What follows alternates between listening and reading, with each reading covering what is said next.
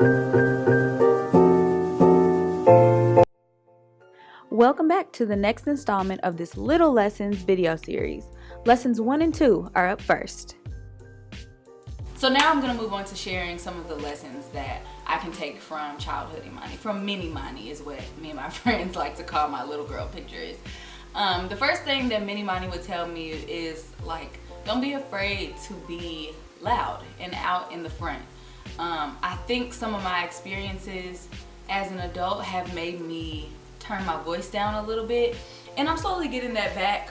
Over the last few years, I've learned how to be a little bit more outspoken and to volunteer for certain opportunities and put myself out there a little more.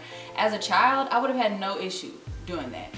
I was entering in everything. I wanted to be the lead in this. I wanted to have a speaking role in that. I wanted to be the coach of this and the leader of that. Like, I wanted to do everything. And it wasn't because I thought I was just amazing, or I just liked to try things.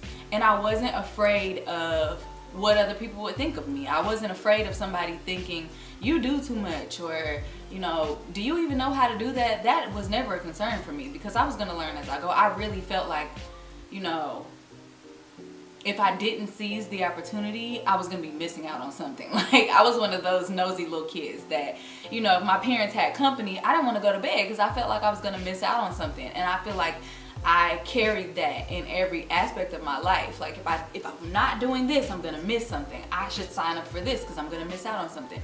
And I've lost a little bit of that, if I'm being very honest with myself in my adulthood, and I want that back. Which leads me to lesson number 2, which is the audacity.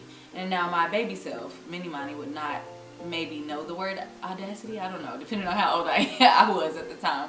But I had a lot of it as a child. I had a whole lot of audacity and spunk and gumption.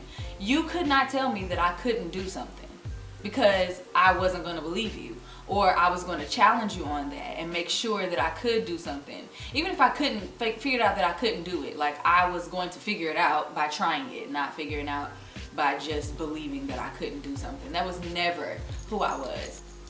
I think sometimes I have some anxieties around that, and I think to myself, like, who do you think you are? Sometimes, like, that sounds so stupid saying it out loud, but I really do think that sometimes when I want to do something or I have an idea for something, I'll think, girl, like, why would you be the person to do that? Or who's gonna listen to you if you do that?